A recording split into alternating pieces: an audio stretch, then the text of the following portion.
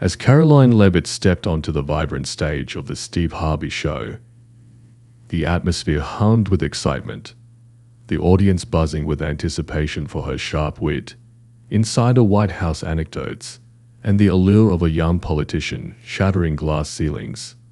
Steve, sporting his signature grin, was ready to guide the conversation with his trademark humor and heartfelt warmth. Yet, the moment Karoline settled into her seat, her eyes briefly caught the shimmer of the cross dangling from Steve's chest. The world seemed to pause, time, breath, and meaning suspended. What began as a light-hearted interview was poised to evolve into something far deeper, for soon Steve Harvey wouldn't be the one asking questions. He'd be the one fighting back tears. Karoline's forthcoming revelation would shift everything, sparked by a bold opener. "Steve, I'm about to share something I've never told anyone on television. To immerse yourself in this tale, drop a comment with your location and subscribe to catch more unforgettable stories." Steve strode onto the set, his radiant smile lighting up the room, a tailored grey suit accentuating his frame, a stack of question cards in hand. The crowd erupted in applause, their cheers echoing through the studio. "We've got an extraordinary guest today," Steve declared, his voice brimming with enthusiasm. Karoline Leavitt, the youngest White House press secretary in history, a woman shaking up politics. The audience roared as Karoline appeared, her elegant blue suit highlighting her poise, blonde hair neatly tied back, a bright smile masking a hint of tension in her eyes. Steve teased, "This young lady's running things at the White House. At her age, I was still learning how to hold a mic." Laughter filled the studio, setting a warm, easy tone. As the lights softened, Steve leaned toward Karoline, his smile intact, but his eyes now sharper, eager to unravel her story. The crowd quieted, curiosity replacing their cheers. Tapping his cards lightly, Steve asked, "Karoline, you're the youngest press secretary ever. That's like a movie plot. How do you handle that world, surrounded by seasoned folks and intense pressure?"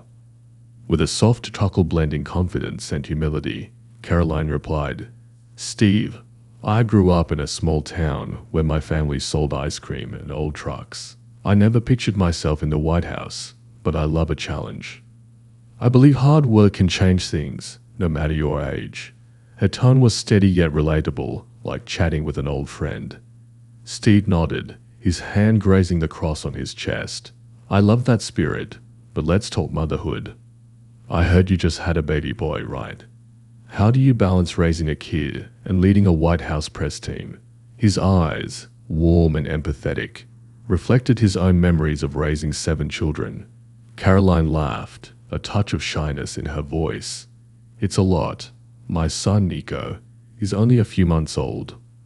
One moment I'm meeting with the president's team, the next I'm up at midnight changing diapers. But I cherish both roles. Being a mom teaches me patience, and politics teaches me resilience." She paused, glancing at Steve.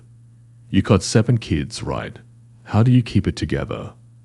The audience roared with laughter, and Steve joined in, his chuckle lifting the mood. "Oh, I lose it plenty, but my trick is letting the kids figure it out and praying I make it through." He winked, then grew serious. "But for real, Karoline, I admire you. Motherhood's tough, the White House is tougher. And you're so young. That's got to bring some pressure, right?" Karoline nodded, her eyes momentarily dimming. "Definitely, Steve. I face constant criticism. People say I'm too young, too inexperienced, that a woman like me doesn't belong in politics. Sometimes I wonder if I'm enough, but I remind myself youth isn't a weakness. It's a strength when you know how to use it." Her voice carried conviction, her hands clenching for emphasis. Steve listened, his hand brushing the cross, sensing both her resilience and a hidden vulnerability. "I get it," he said, his tone deeper. "I've been told I wasn't good enough, not smart enough for anything but comedy. But how do you push past that? What keeps you standing?" Karoline's eyes lit up, as if she'd found the perfect person to confide in. "That's a big question, Steve, and part of the answer ties to you. She paused, letting the words hang. The audience murmured, and Steve, surprised, raised an eyebrow. Ties to me? What's that mean? He leaned closer, eyes locked on her. Smiling softly yet strongly, she said, "Let me share. I once saw you on TV. Not doing comedy, but talking about life and faith. I was in a dark place, and you didn't know it, but your words pulled me out." Her voice trembled with emotion, the stage lights focusing on them alone. Steve gripped his question cards, stunned. "You serious?" he asked, his voice shaky with shock. The audience fell silent, sensing a shift. Karoline nodded, her gaze steady, completely serious. "If you give me a moment, I'll explain how it changed me." Steve took a deep breath, his smile fading, replaced by curiosity and emotion. "All right, I'm listening," he said, setting the cards aside, knowing the interview was now unscripted. Sitting still, hands on his knees, Steve's grin vanished, replaced by anticipation. The hushed audience sensed Karoline was about to open a new door. Taking a deep breath, her hands clasped tightly, she began. "Steve, you asked what keeps me standing. Let me tell you about a time I didn't think I could go on. I ran for Congress back home, young and full of fire, believing I could make a difference, but I lost badly." She paused, the memory stinging. Steve tilted his head, softening. "I know that feeling. Losing ain't easy."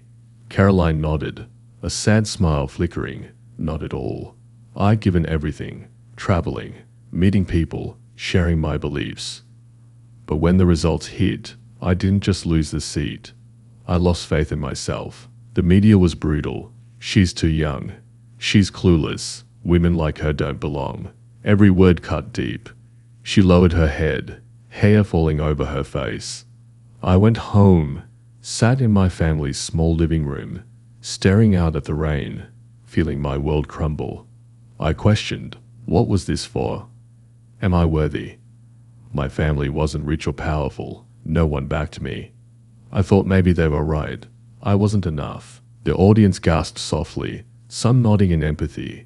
Steve touched his cross, seeking an anchor. "Karoline, you're not the first to feel that. How'd you get past it?" Looking up, her eyes brighter, she said, "I didn't right away, Steve. I considered quitting politics, my dreams. I sat silent for hours, ignoring calls, my family worried. But I hid my weakness. Then one night, I turned on the TV to fill the silence, and saw you." Steve raised an eyebrow. "Me? What do you mean?"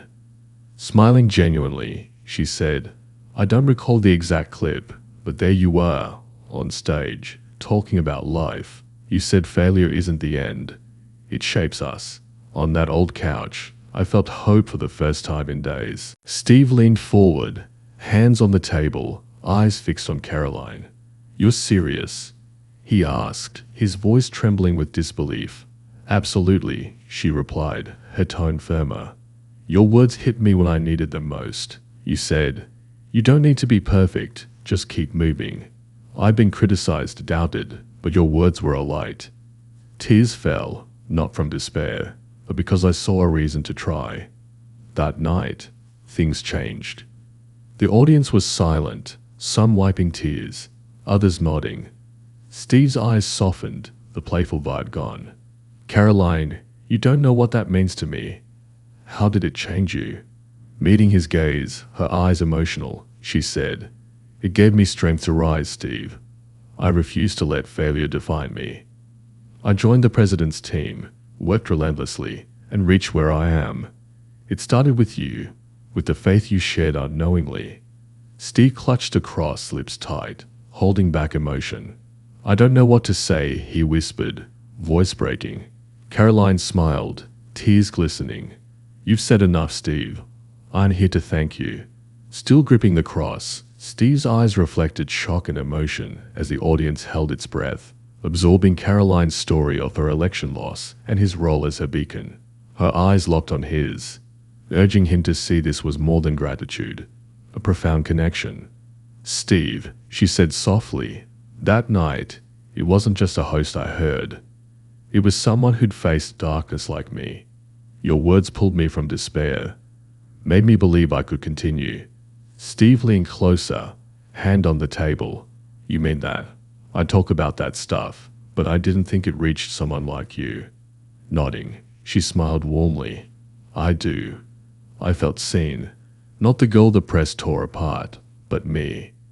You spoke of perseverance, and it woke me. I thought, if he's right, I can't give up. Steve's lips tightened, emotion rising. You felt that from me. I just speak from my heart. She nodded, sincere. That's why it's special. I'd shut everyone out, but your voice sparked hope. Made me cry because I had a reason to try. The audience murmured, some tearing up. Steve touched his cross, seeking comfort. What happened next? He asked, eager for more. Karoline smiled proudly. I started over, Steve. Not instantly, but I opened the window. Let light in, called my family, made a plan, rejoined politics, and got here. It began with you. Steve shook his head, smiling faintly. I'm just a comedy guy. I didn't think I could impact someone like you, changing the country. Tilting her head, she said, That's the magic, Steve. You're more than comedy. You touch people when they need it. You gave me hope when I had none. Steve gripped the cross, eyes glistening. I wear this for me, but I didn't know it meant so much to you. Smiling, tears shimmering, she said, It means everything. Thank you for changing me, for giving me strength, for reshaping my worldview. Steve sat, hand trembling on the cross, the air heavy with their bond. You got me choked up, he whispered. I want to hear more. Karoline nodded, eyes blazing with resolve. I'll tell you, Steve, because this isn't just my story. It's yours, about the hope you spread without knowing.